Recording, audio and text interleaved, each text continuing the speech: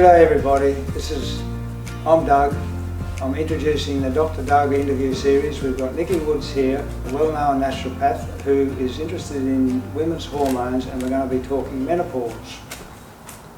So she's got a whole series of questions and she's going to grill me about our products, and I hope I've got the answers. Thank you, Doug, for inviting me to speak today. I guess my first question is, how does a strapping young fellow like you get involved in menopause? Well, I don't actually. I try to avoid it, and that's why I'm producing these things, to get rid of it. Oh, okay. Well, that you have set yourself quite a task. There's women around everywhere, and they keep on complaining and moaning about their problems with menopause, and we've got a really good solution to it. And we've been fooling around, as you know, with turmeric for several years now, and combining with other very, very good spices and medicines and whole foods in those bars, we think we're addressing the problem very well. Fantastic. And how are the bars addressing the problem exactly? Well, they have, apart from high levels of turmeric and curcumin and rose hips as anti-inflammatories, we've introduced Nanocoropsis algae, which gives you omega-3 fatty acids, which are anti-inflammatory, and also extra added azathioxanthin, which is a wonderful polyphenol antioxidant that combines very well with the curcuminoids. And what we found in feedback, for instance, is teenage girls who have problems with period pain, it goes away because you've got a whole lot of anticoagulants in the combination, and you don't get your blood clots that cause the problems. You've got the anti-inflammatory actions of the polyphenols that are in the bars, and you get a whole lot of stimulation of the metabolism in the uterine cell division, which makes it a lot more even, and also on top of that they're a painkiller. Fantastic. Well, that sounds like something all of us need from the start of our cycles right through to the end. And it's interesting, like there a couple of the foods that you have mentioned are foods that could really help a lot of these women from the start of their menstrual life right through to their end at various different points, from having the uterine lining inflaming less and forming less clots. And that really can set that lady up, for the young woman up, for a much easier, breezier menopause down the track. And it certainly as naturopaths, we're really aiming to manage inflammation at the seat of most disease states. And menopause isn't necessarily a disease state, but there are many disease states of the uterine lining that can be contributed to by inflammatory processes, which most of the time we're prescribing foods that are rich in those types of antioxidants and nutrient-rich foods that have got that anti-inflammatory effect. So you've got that all conveniently in one bar. How did you do that? Trial and error, trying to get them all together. Yep. And trying not to dilute out all the active ones. There's probably 100 different herbs and spices you can put in there, and you've got to watch the interreaction and make sure there's no negative effects. And the only way you can really tell that, there's no real science looking at the interreaction. You've got to get it out there and see how it works and look for the feedback. Yep. And we've got ashwagandha, which is good for your mental states. Serotonin increases in the curcuminoids, also your azathioxanthin is good for that as well. Yeah. Sharavari extract, also good for your brain. They're energising. They also have a very good effect on glucose metabolism, making that more efficient. And there's some evidence now emerging, and we've got anecdotal evidence to back it up, that it increases fat metabolism because it stabilises your blood glucose. Therefore, there's no need to go and snack on a bar or anything like that. And the reason it stabilises your blood glucose, where does that come from? It comes from your fat.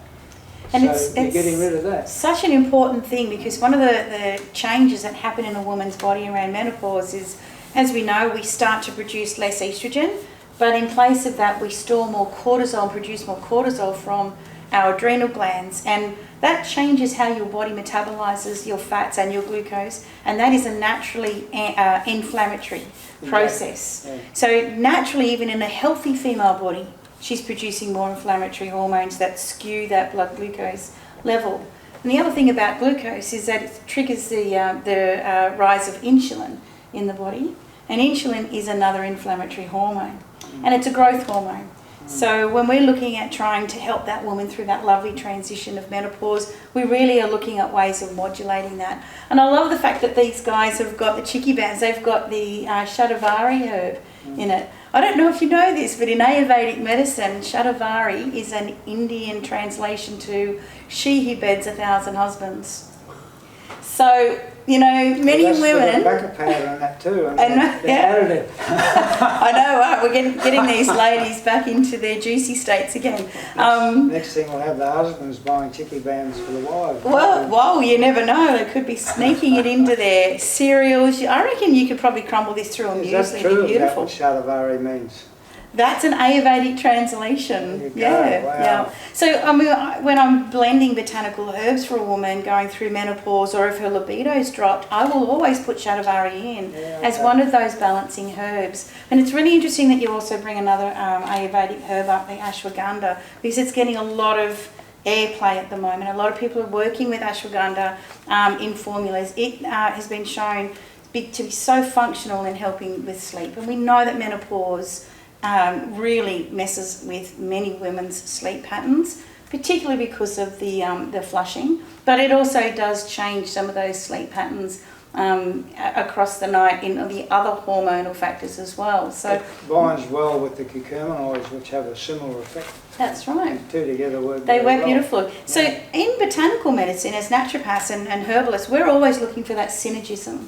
So botanical synergism is something we are always aiming for in our tinctures when we're blending them. So you've been able to also, by way of your research and by knowing that these chemical constituents are going to help those inflammatory processes, I don't know if this is intentional, but you've also put a lot of beautiful synergism in there, which means that one herb works off the other herb. I love synergy. Yes. I mean, it's a beautiful thing, and I think that's something that we need more of in this world, is more synergy.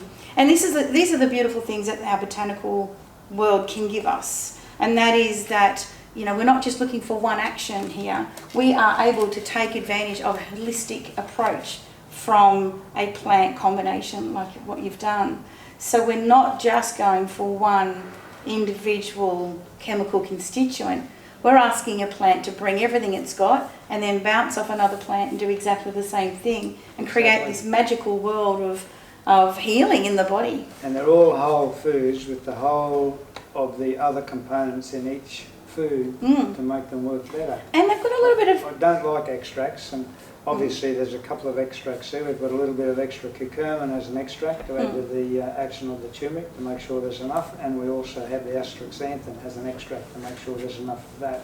Right, but they're coming from whole plant sources, of course, right? Yeah. That's about it. I'm not a big fan of extracts. I'd rather have the whole food. Well, you know, that's really where the magic is, isn't it? So, you know, without going through menopause yourself, having an understanding of what women do go through, there's an array of symptoms that happen, but generally we don't really need to be suffering so much. And I think that that's one of the things that's assumed in the community, that menopause is something that women just have to go through and that they have to just handle it, suck it up and deal with all of these symptoms. And that is so far from the truth. And there are plenty of women out there that are doing an amazing job of managing their health and then flying through their menopause with very minimal symptoms. And I can see there's a place for the ChickiBams, particularly for those kind of women who are struggling. As a snack food, would you recommend a whole bar as a snack, or would you recommend a portion of the bar? I think a quarter to a half is about all you should eat, and you'll find that you don't really want any more than that anyway, because it satisfies your leptins and ghrelins hormones, and you don't feel hungry anymore, so you can miss a meal and all that sort of thing. I think another thing we should add too, a lot of women when they are going through menopause get addicted to sugar and eat too much sugar, which increases inflammation and makes the whole thing multiply, the whole problem. Absolutely. I'm very much anti-sugar. Added sugar into anything is no good. Well, you know, look, the body can get the sugars it needs for energy and its basic cellular functions from whole foods. Out of whole foods, yeah. And if we're modulating those insulin responses, then we're really making a big difference there. And I think if you can manage a sugar craving as well as an inflammatory process in the body on a daily basis, so you're contributing to this on a daily basis, over time you will find that symptoms will just drop off. Symptoms you've been suffering through for so many years. Part of your sugar craving is the drop in blood glucose, of course, and then if you're stimulating that with the curcuminoids, well then you don't get that, so that wipes that first bit out. The second bit is the endorphin release in your brain that you crave for with the sugar as well. You can get that with the curcuminoids as well. I can tell you one thing though, as soon as you put your mouth around these bars, there's such an intense, beautiful, deep, rich flavour that that hits the dopamine centre in the brain very quickly. Do you like that bit? I do like that. That's your cacao and the cacao butter. So when I'm recommending for my weight loss patients, for instance, when I'm recommending for them to think about ways of determining whether or not they are hungry or whether or not they are eating out of an emotional balance, something like that is perfect. Because really when they're not hungry, they don't want to be eating a lot of content to deal with an emotional process. Obviously we don't want emotional eating in the platform anyway, but let's be real, they're at home by themselves, they're going to reach for something anyway, generally, until they're getting some support. This is a fantastic option because that little kick to the dopamine centre really hits that reward centre beautifully, and it shifts that leptin ghrelin response quite quickly. And now that's going to manifest down the track into a really lovely hormonal cascade down the road. I hope so. You've got the chocolate, of course, isn't there just for flavour. It's vasodilatory. It hits your endorphins. Yeah. It's a polyphenol antioxidant that has an antioxidant effect in other parts of your body. And it also doesn't have the added sugar. That's right, and it also modulates that blood glucose response too. And I notice you've teamed it up with a bit of cinnamon. So that combination is also quite, again, highly anti-inflammatory, but the two together synergise to modulate that glucose shift. So you can bet your bottom dollar your sugar cravings will drop quite considerably. They do, and the feedback I've got is exemplifying that. Yeah, fantastic. So can guys use this? I know it's got a lady's name. We've marketed it to women but basically they have similar problems. Yeah. And women are a major market anyway. We find that mostly women buy our products, so that's why we've marketed it to women. You've got to have a target. Yep. But there's no reason why blokes can't have them at all. I would agree. We have the wham-bams for blokes and athletes and that, and we'll put out an athlete's bar soon that'll be modified a little bit with some extra stuff such as moringa and a bit more maca, I suppose. There is maca in both of those. The thing is that I think you could have a bit of each. You don't have to have one particular one all the time. Yep. We've got a ginger one as well, so you could have a quarter of a ChickiBam, a quarter of a gingy-bam, and a quarter of a wham-bam, and that's your 3 doses in a day, and then you can have anything else. My sister-in-law, Kay, who will be looking at this, I reckon she eats 2 bars a day, and this is 1 meal a day. She thinks they're wonderful. Oh, fantastic. She's my best customer. Go the family. I love the family support, right? So menopause, generally whenever the body is in pain, whenever the body is experiencing an itis of some sort, endometriitis, arthritis, there's so many itises in the world of inflammatory conditions. When you're putting together a bar, is that your basis foundation, is to manage inflammation with the core ingredients of the bars or of the range across the range? Yeah, I'm basing everything on curcumin. I'm trying to find other spices that add to the synergy or have synergy with curcumin. And we're experimenting because there isn't a lot of data measuring that combination. There is a fair bit of data. We're looking for anecdotal evidence, and we've got heaps of anecdotal evidence. Our Facebook group of 280,000 members gives us a lot of good feedback. Yes. So we figure out what's going on from that. Fantastic. And that's a great way, I guess, of asking your market, what's happening out there in the community, so you're staying in touch all the time with them, which is fantastic. Without that, we wouldn't know what's going on. No, well, that's it. Exactly. So, guys perhaps don't realise this intricate little function of their body, but they do produce estrogen. But I would say that, there are certain conditions there that we would want to be mindful that we're not giving a gentleman a bar, for instance, or a food that has an estrogenic effect, if that particular man also has, say, for instance, an enlarged prostate or gynecomastia, which are man boobs that is medically diagnosed, not by your friend down the road or at your latest barbecue. So in that situation, when we're working with men and their production of estrogen, if they were looking at these ingredients and they had someone else sort of giving them that feedback, my recommendation would be, if you've got those conditions, maybe eat small amounts of the bars or try one of the other bars in the range, because you're still going to get those beautiful curcumin factors going on and a lot of the other synergism in the other herbs. I don't think that these bars actually increase your estrogens. They take out the inflammation, and some little bit of feedback I've got so far is with prostate problems is actually very, very positive. Oh, great. Fantastic. And the same with the wham-bams. They reduce prostate activity and stabilise the inflammation. So in that situation, it's possible that the linseeds and those type of otherwise known phytoestrogenic foods are modulating. I forgot to mention the linseeds. The lignans in linseeds are the basis of all these bars. They combine very well with the curcuminoids and omega-3 fatty acids, and they're very anti-inflammatory, and they actually increase the gut biota to a good mix, a very good mix, and drip feed all these spices into your system rather than going straight through. Curcumin has a big problem with absorption, and the other problem is when you do absorb it, it's excreted quickly. Right. And we put pepper in to slow down the excretion, but the lignans drip feed it from your gut biota, the fibre, and so you're getting a constant infusion rather than a peak and a trough. Oh, how wonderful is that? Yeah. See how intelligent plant food is. It's just amazing, isn't it? It is, it works. And do you know the Romans 2,000 years ago revered linseed as a food?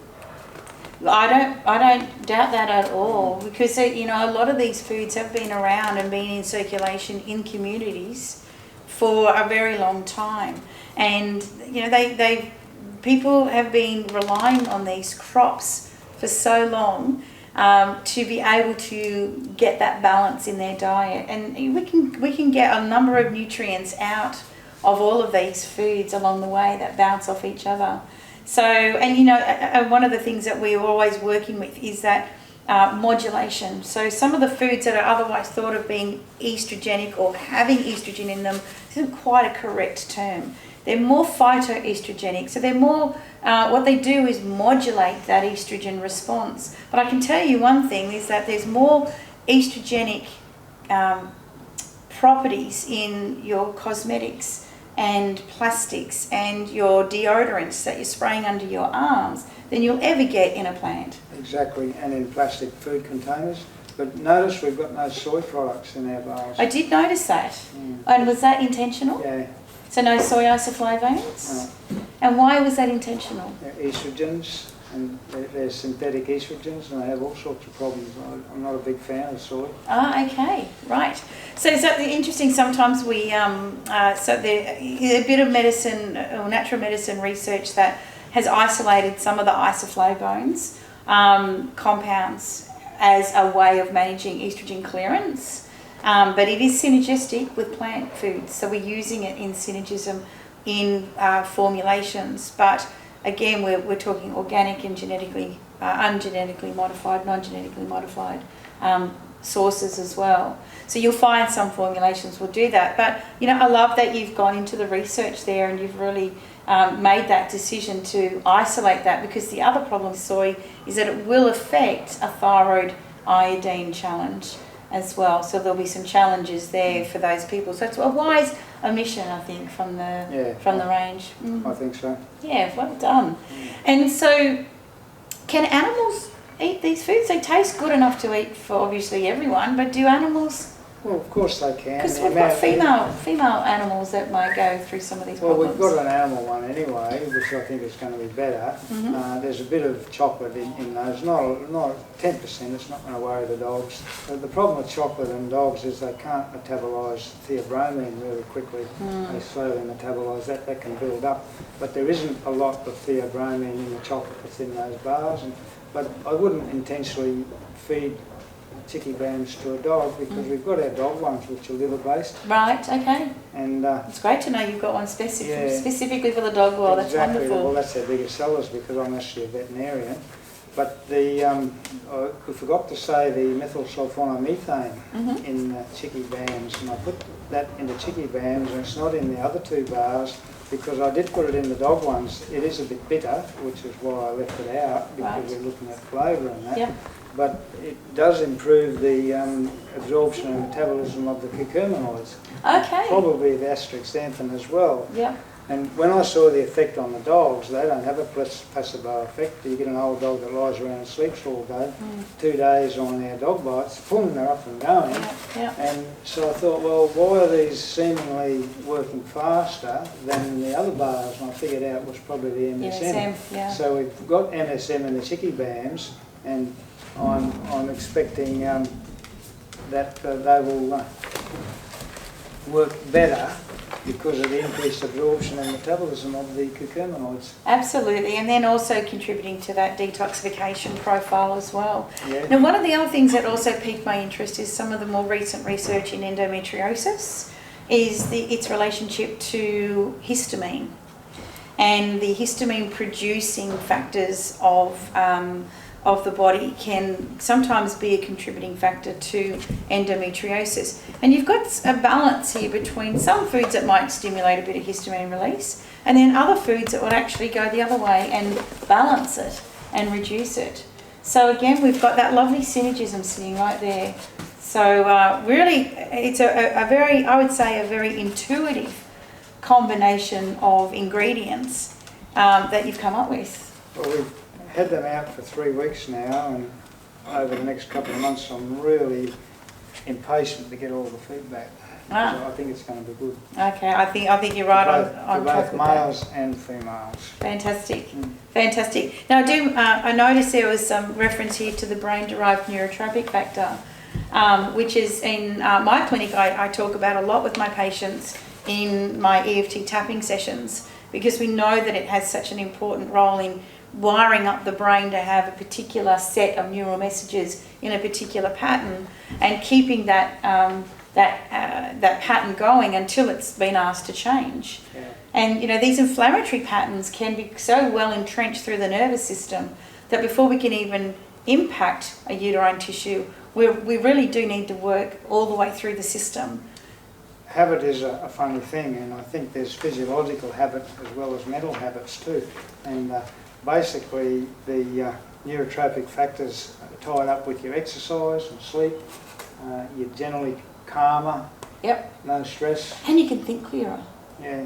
Which is an absolute gold mine in menopause. You need and to a be lot of women in a situation that you don't have stress. You've got to live in a nice environment and not have conflicts over the back fence, that sort of thing. That's it. That's very important too. Isn't it? I mean, if we can bring more peace around our environment, we're all a lot better off. With 32 different ingredients there, you're not going to get any big quantity of any of them really. And you've got a whole bunch of different polyphenols.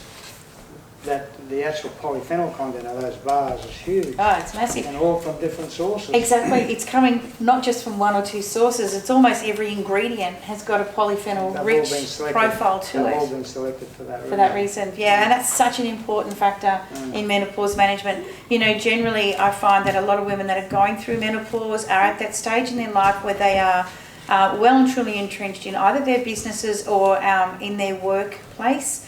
They are managing their children, they are managing ageing parents, they are dealing with the onset of certain illnesses come that time of their life.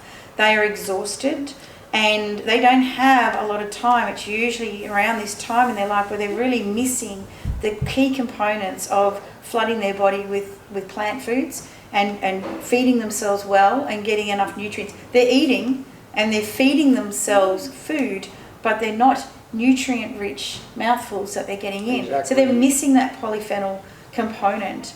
And, I think that this is a wonderful solution for a busy woman at that stage. We're at our workhorse time of our life.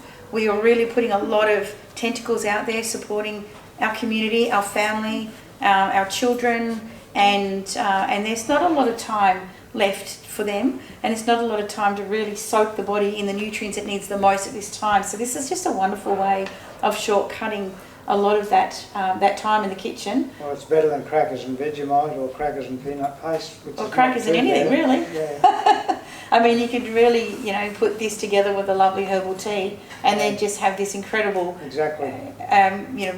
beneficial combination of Well, nutrients. crackers are just baked flour, which is high carbohydrate and not very many nutrients in it, and that adds to your sugar addiction. Yep, and you know what? I can say that pretty much everyone that walks through my door are looking for a quick, easy solution that makes a difference.